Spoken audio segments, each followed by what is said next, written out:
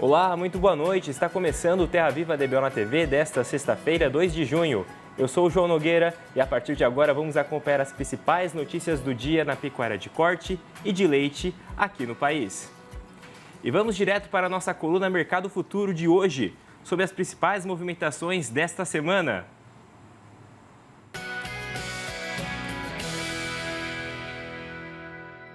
Olá, amigos do canal Terra Viva, aqui quem fala é Douglas Coelho, sou zootecnista e um dos sócios fundadores da Radar Investimentos. Hoje eu estou aqui para traçar aquele breve panorama semanal sobre os mercados do boi gordo e do milho. Bom, pelo lado do boi gordo, a gente vê mais uma semana de pressão de baixa sobre os preços, apesar dos poucos negócios concretizados, né?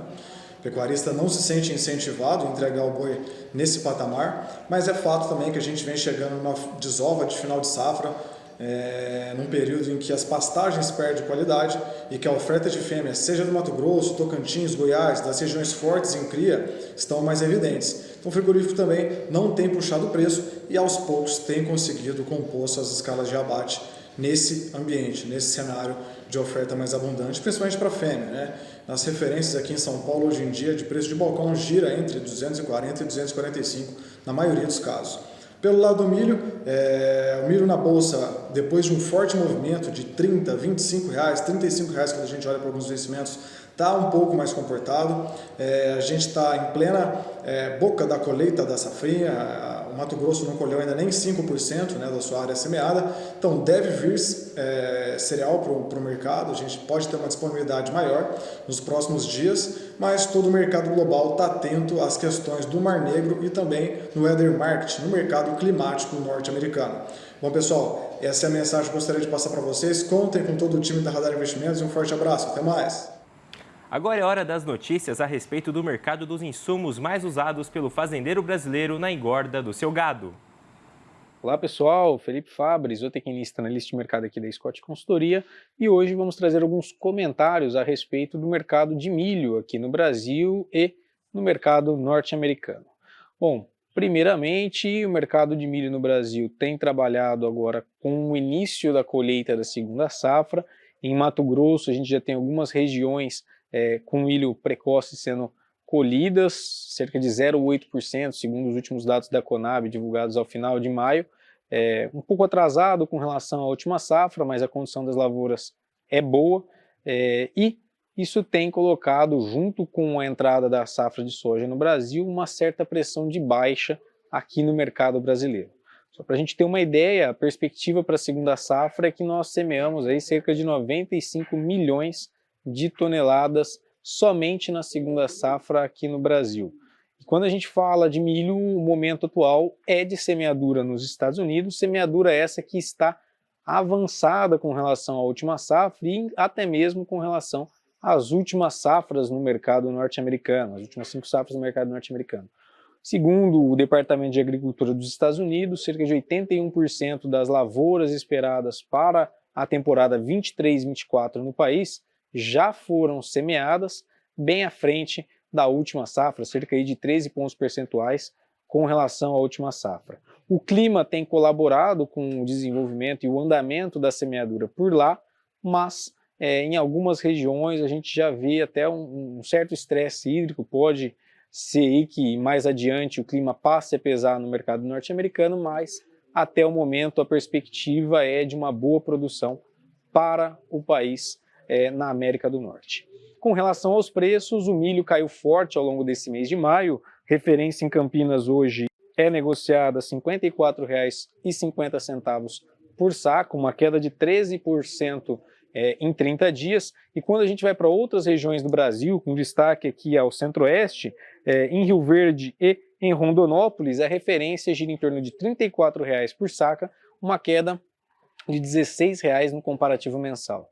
Para o amigo pecuarista, o cenário tornou-se favorável, tá? Nós estamos falando hoje da melhor relação de troca com o milho desde 2019, segundo os dados aqui da Scott Consultoria, levando aí ao patamar de quase 4 sacas por arroba vendida, isso considerando a referência para São Paulo.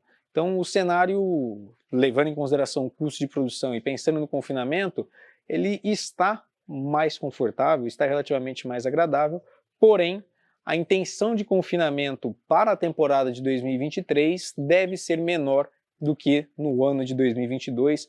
Dados aí do IMEA, Instituto Mato Grossense de Economia Agropecuária, apontam para uma retração de quase 30% no número de cabeças a serem confinadas nessa temporada, principalmente agora nesse primeiro giro, e muito disso em função de custos de produção ainda elevados, com estoques da safra passada sendo carregados para a alimentação dos animais nesse primeiro giro de confinamento. Então, por um lado, nós temos um cenário mais favorável para o amigo confinador, com uma boa relação de troca com o milho, mas por outro lado, a gente vê aí uma possibilidade de menor quantidade de cabeças confinadas, uma, por esse custo de produção elevado, e dois, pelos preços futuros, até pela arroba do boi gordo, pouco atrativos para o cenário do confinador nessa temporada de 2023. Aguardemos para ver aí o que o mercado aguarda para nós. Um forte abraço a todos e até a próxima. O Ministério da Agricultura divulgou nesta semana que o governo brasileiro recebeu com satisfação o anúncio do fim das restrições à carne bovina brasileira impostas pelo Catar em razão do caso isolado do mal da vaca louca atípico no estado do Pará. O Catar incluiu o Brasil na lista de medidas de precaução em março deste ano, o que submetia a carne brasileira a condições restritivas. O anúncio comemora a recente reabertura dos mercados na Tunísia, na Palestina e na Rússia. Segundo dados do MAPA, em 2022, as exportações de carne bovina para o Catar chegaram a quase 37 milhões de dólares, o equivalente a 6 mil toneladas do produto. No primeiro trimestre de 2023, o comércio entre o Brasil e o Catar movimentou 231 milhões de dólares. No período, as exportações de proteína animal ao Catar corresponderam a aproximadamente 75% do total exportado pelo Brasil. A diretora da Associação de Gir Leiteiro, Roberta Bertin, falou sobre os desafios na produção de leite do Brasil. Entre os pontos destacados, investimento em qualificação e regulamentação do setor. Vamos acompanhar. Apesar de o Brasil ser referência na produção de uma genética tropical, que é o girolando, 80% do leite produzido do Brasil é do cruzamento do Gir Leiteiro com o holandês. Essa genética de alta qualidade não está distribuída para 1,3 milhões de produtores no país, que se encontra em 98% dos municípios do Brasil. Hoje temos em torno de 230 milhões de cabeças, sendo 16 milhões voltadas para o leite. A mão de obra é o outro grande desafio, pois precisamos de bom treinamento na sala de ordenha, no manejo, doma desses animais para ter qualidade de produção. Outro é a nutrição. Um bom balanceamento, uma boa silagem é muito importante para a vaca produzir qualidade e responder a essa genética que ela tem. Sabemos que 65% da nutrição corresponde ao maior custo do produtor. Para a produção de leite, é muito importante ter protocolos de vacinação e vermifugação. E também o acompanhamento de mastite faz toda a diferença na qualidade de produção de leite. Para eu entregar um leite ao laticínio, eles têm que estar a 4 graus. O desafio, às vezes, na área rural de energia também é muito variável no país. Depois, esse produto perecível, até chegar à indústria de laticínio, tem que ser refrigerado. Na política pública, sabemos que o Brasil é o terceiro maior produtor de leite do mundo, em torno de 35 bilhões de litros produzidos. 4 milhões de pessoas estão diretamente trabalhando nesse setor. É o que mais emprega no país. Porém, os preços de recebimento do valor desse leite pelo produtor rural não é prefixado.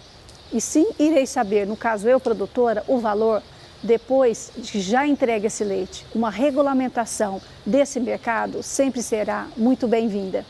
Sabemos que o investimento em genética, financiamentos e treinamentos também ajudaria muito na política pública desse setor.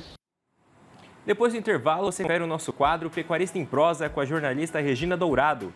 ela conversou com uma pecuarista que trabalhava na área da educação e decidiu se dedicar somente à pecuária. O Terra Viva DBO na TV volta já já, não saia daí. Toda sexta-feira é dia do quadro Pecuarista em Prosa com a jornalista Regina Dourado. O tema do nosso bate-papo de hoje é a transição de carreira. Confira!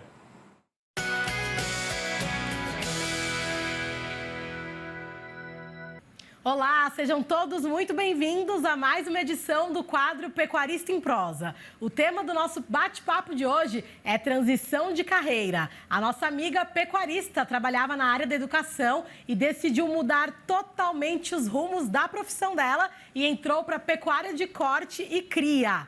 A Ellen do Rosário, que exerce atividade no município de São Tomé das Letras, em Minas Gerais, participa agora com a gente para contar melhor essa história. Ellen, seja muito bem-vinda aqui ao Pecuarista em Prosa. É um prazer ter você aqui. Prazer é todo meu, Regina. E Ellen, vamos começar então do começo, né? Como que começou essa sua paixão pela pecuária? Então, o meu pai, né, eu era muito menina, meu pai já trabalhava com a pecuária de leite. Então, jovenzinha, eu já estava lá em meio aos animais. Depois, eu dei uma pausa, né, resolvi estudar uma outra coisa, entrei para uma outra área, mas o carinho, o amor pelos animais falou mais alto e eu retornei. Certo, Ellen. Em que momento ali da sua carreira, toda voltada para a área da educação, você sentiu que era hora de mudar? Você sentiu que não era mais aquilo? Tem uns 3 anos, mais ou menos, que eu já venho planejando, né? Já vinha planejando essa mudança. Eu estava, assim, feliz com a carreira, mas eu ainda não estava totalmente realizada, igual eu estou hoje com os animais. Certo, Ellen. Eu imagino que não tenha sido fácil, né? Porque transição de carreira é desafiador. Mas como que foi esse processo e o que foi mais difícil para você nesse processo de transição de carreira? Com toda certeza. Tudo que é novo, né, traz um pouco de ansiedade, um pouco de receio, muitos desafios. Mas como foi um planejamento, então esses desafios eles foram amenizados. Certo. E hoje, na gestão, como têm sido os desafios para vocês, né? A gente tem alto custo de produção de um lado, em alguns lugares seca ou excesso de chuva. Como que você tem lidado com todas essas questões? Criaram alternativas por aí? Com toda certeza. Hoje, à frente da Fazenda Paraíso, hoje eu entrego para o mercado a cria. Então, eu tenho ali matrizes, né, para poder disponibilizar uma boa cria ao mercado. E o que a gente tenta fazer, né, para poder reduzir? Acertar sempre a escolha na hora da inseminação, um melhoramento genético, um cruzamento bem feito, né, o aperfeiçoamento do manejo e estratégias que facilitam e que me permitam acertar de primeira, para não ter que refazer e não ter que gastar novamente. Então, essa é a ideia, fazer e acertar. Certo, Ellen. Uma coisa que eu percebi no comecinho da nossa conversa e agora é que você cita muito planejamento, né? Que foi o que te ajudou na hora da transição e também é o que te ajuda agora para a gestão da fazenda. Como que você faz para planejar exatamente? Quais ferramentas você usa? Como que é esse processo? Na fazenda hoje tudo é mensurado, né? Desde o peso dos animais, do gasto que eu tenho, e eu acredito que a partir, né, desse início, dessa mensuração, a gente consegue enxergar onde a gente está acertando e onde a gente está errando. A partir daí, fazer um planejamento, né, para que a gente tenha um bom resultado. Então, eu utilizo várias ferramentas, mas a mensuração, o diagnóstico da realidade é a principal. A gente precisa estar no meio, a gente precisa conhecer, né, para que a gente possa realmente planejar. Certo, Ellen. Falando um pouquinho da tua rotina, como que é o teu dia a dia na atividade mesmo? Como que funciona? Então, eu participo de todas as etapas dos trabalhos na fazenda, desde a gestão, né, a parte financeira, até mesmo como se diz, a vacinação, a pesagem. Então, eu estou sempre presente, nunca fica somente com funcionário ou algum colaborador. Eu estou sempre, eu participo de todas as ações. Conferência de material, né, farmacinha, no caso, os proteinados. Então, tudo passa pela minha visão, pela minha mão. Certo, Ellen. E o fato de você ter vindo de outra área, teve algum preconceito até em relação à sua chegada na gestão, em relação, às vezes, a alguma orientação que você dava por você não ter sido da área antes? Com toda certeza, né? Lá no começo, eu tive muitos problemas com isso. Primeiro, por ser uma mulher, né, à frente de uma fazenda, uma pecuária de gado, isso não é muito comum. E ainda por vir de uma outra área e as pessoas às vezes julgarem que a gente não tem um conhecimento, né? Então eu tive muito problema assim com isso, mas nada que não tenha sido resolvido. Certo. E até uma curiosidade, Ellen, em relação à sua família. Como que foi a aceitação deles em relação a você mudar de carreira? Se isso foi totalmente aberto, como que foi esse processo também? Sim, com a família eu não tive problema algum, pelo contrário, né? Meu marido sempre me incentivou a entrar na área. Os meus filhos também gostam muito, então incentivaram e estão muito felizes. Hoje eles me acompanham, né? Eles gostam e pretendem trabalhar junto comigo. Que legal, Ellen. Qual dica que você dá para alguma mulher pecuarista que está assistindo a gente, ou para quem tem vontade, seja de mudar de carreira, ou até mesmo encarar novos desafios na área da pecuária mesmo, e às vezes está com receio, está com medo? Que dica que você dá? Siga em frente. Se é um desejo, se é uma vontade e se você tem meios para isso, siga em frente. Eu acredito que quando a gente gosta, quando a gente está feliz, tudo dá certo.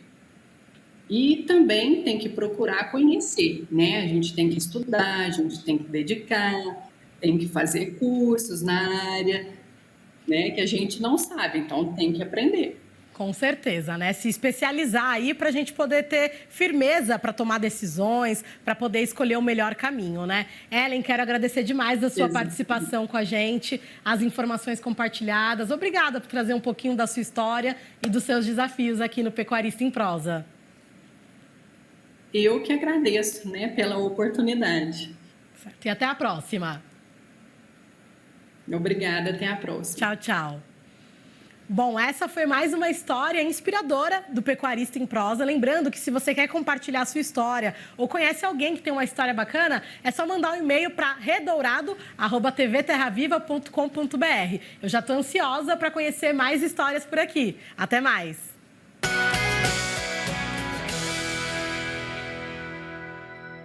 E depois do intervalo tem o balanço do dia no mercado do boi gordo. As cotações nas principais praças boiadeiras você confere já já aqui no Terra Viva DBO na TV. De volta com o Terra Viva DBO na TV e vamos ver como ficaram as cotações desta sexta-feira no mercado do boi gordo.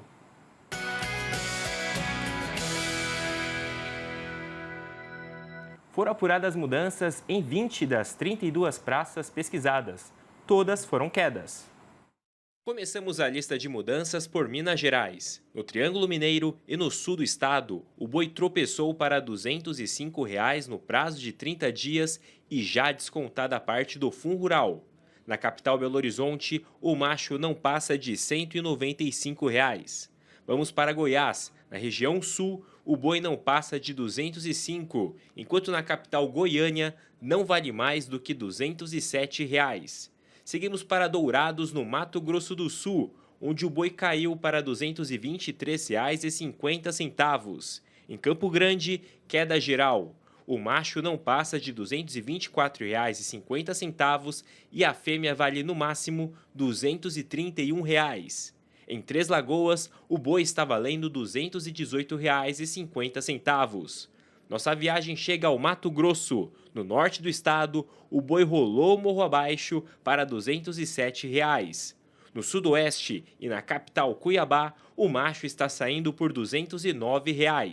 Nessas praças, a vaca também caiu. No sudoeste cuiabano, agora vale R$ 189 e na capital, R$ 185. Vamos ao sul do país. No noroeste paranaense, queda geral. O boi sai por R$ 242,50 e a vaca por R$ 216,50. Em Santa Catarina, o macho está custando R$ 264 e a fêmea R$ 242,50. Agora seguimos para o Nordeste brasileiro. Em Alagoas, tanto o boi quanto a vaca tropeçaram. O boi para R$ 252 e a vaca para R$ 244,50. Em Redenção, no Pará, o boi caiu para R$ 189 e a vaca para R$ 169,50. Vamos agora para o sudoeste da Rondônia, onde o macho trupicou para R$ 199 e a vaca para R$ 183. No sul do Tocantins, Acre e no Espírito Santo, o boi não passa de R$ 199. A gente encerra a nossa viagem com a queda geral do Rio de Janeiro. O boi gordo está valendo R$ 209 e a vaca R$ 185 no prazo de 30 dias. E o Terra Viva DBO na TV de hoje fica por aqui. Agradeço a sua audiência e companhia. Eu fico com vocês, a gente encerra por hoje. Até a próxima segunda. Um abraço.